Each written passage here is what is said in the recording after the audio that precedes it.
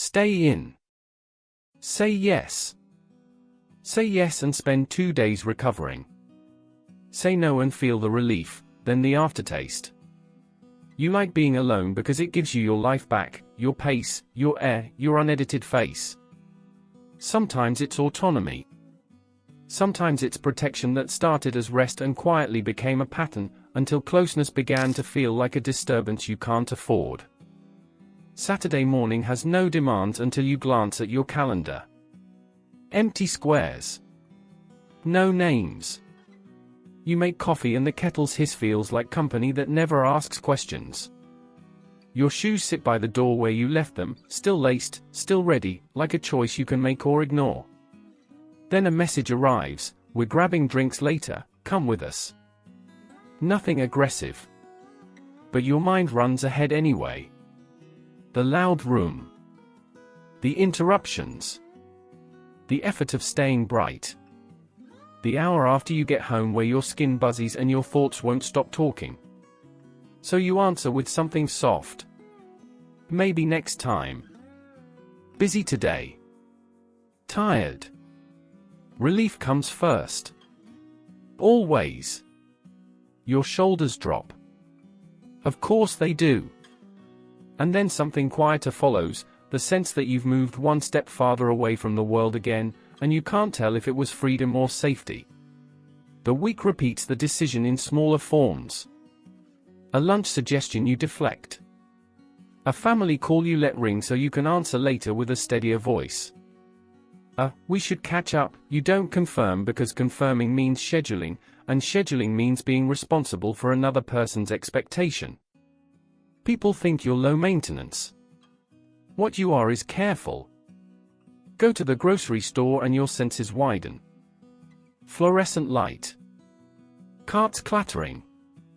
Voices colliding in the aisle. Someone blocks the shelf while they debate cereal like it's a major life decision. A phone plays a video out loud. You feel irritation spark, then fatigue behind it.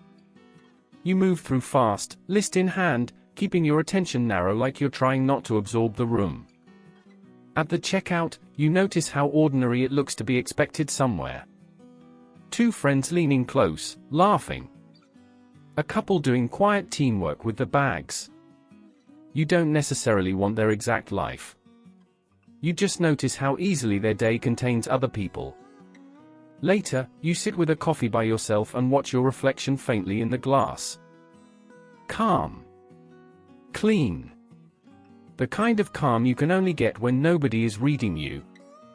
And then, sometimes, the calm turns into insulation. You scroll without interest. You reread the same line 3 times. You feel safe, untouched, slightly numb. That's the hidden split, solitude that nourishes you, and solitude that sedates you. Chosen aloneness has softness to it. You breathe deeper. Your thoughts become yours again. You wash a plate slowly. You fold a towel with care. Default aloneness is tighter. You keep checking the time. You keep the TV on like silence might interrogate you. You tell yourself you prefer it this way, but your attention keeps drifting toward the door. Home is the threshold where your body stops performing. Key in the lock. Click. Coat on the hook. Shoes off. The day drops a little. In here, you don't have to manage anyone's mood. You don't have to be on. If you've been drained enough times, by being agreeable, responsive, available, solitude stops looking like absence. It starts looking like relief from effort. If you recognize this in your own life, tell me in the comments what scene it shows up in most: an invite, a call, a crowded store, a quiet Sunday. Because it's rarely one big reason. It's a pile of small costs you've learned to avoid, messages you stopped sending first, group chats you muted, gatherings you skipped because you couldn't face the performing, the odd emptiness after social time when you're not sure if you were present or just polite. You can want intimacy and still dread the logistics of it. Plans. Timing. Follow-ups. The emotional maintenance. When someone says, "Let's hang out," part of you hears a chain of obligations: be interesting, be warm, respond fast, stay longer than you want, don't seem weird. So you choose the simpler truth: alone. The cost doesn't show up immediately. It arrives later, in small gaps. Good news with no one to text in that easy way. A joke you don't send because it would need explanation. A hard day you carry quietly because you don't want to burden anyone. Your life runs smoothly without anyone else in it, and smooth can start to feel like nothing catches you. Not dramatic. Just quiet. Like a story with no witness. It's easy to confuse that with being fine, because you are fine. You function. You handle your days. You keep your space in order. You show up. You smile at the barista. Capability can look like closure. And when you haven't been held in a long time, you can start acting like you never needed it. Then Friday comes and the spiral tightens. Another invite. Another choice. Your finger hovers over the reply field while your brain runs its usual simulations: noise, effort, recovery, regret, and you can feel how the decision gets heavier than the actual event, how one casual plan turns into a whole internal courtroom where you argue for your comfort and then argue against it, where you picture yourself laughing and then picture yourself numb, where you imagine being included and then imagine the exhaustion afterward. The next day fog, the way you'll need silence to feel like yourself again. You're not deciding on a plan. You're deciding on a cost. This is the discrete turning point, when solitude stops being something you enjoy and starts being something you default to, even when a part of you is curious about closeness. Not because you're cold.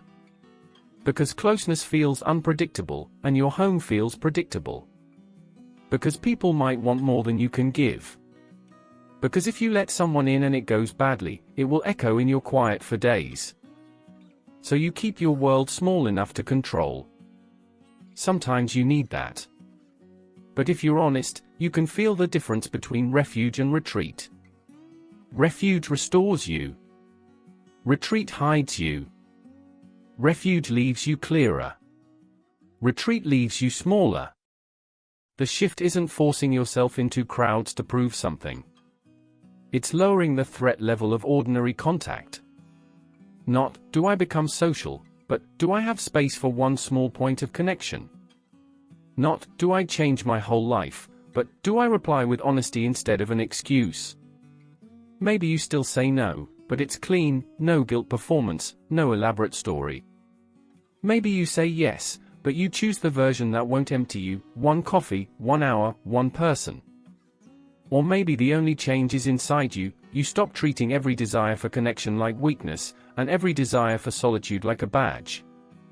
You let both be honest. Saturday returns, like it always does. You come home with grocery bags, set them on the counter, and hear the refrigerator kick on, steady, indifferent. You place your keys in the bowl by the door. You stand there a second, feeling the quiet seal around you. Then you make one deliberate choice so small it barely counts. You send one honest message. Or you don't. But you let it be chosen, not automatic. You take off your shoes slowly, as if you're returning to yourself, not disappearing from the world. Return. Not retreat.